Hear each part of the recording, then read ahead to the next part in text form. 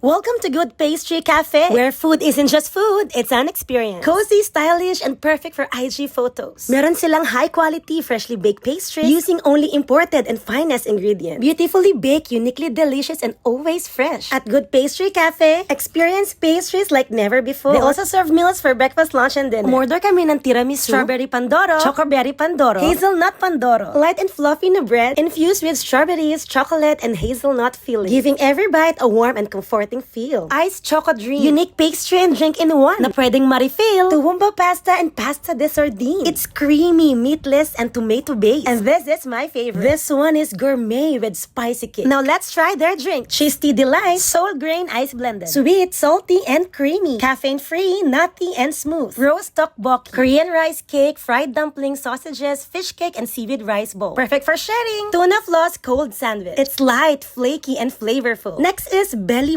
Berry Sinigang, a classic and hearty meal with a twist of strawberries inside. Let's try the towel cake with shine muscat, strawberries, and mango. It's so soft that can melt in your mouth. Good food is all the sweetest when shared with friends and families. Good Pastry Cafe, ang sarap!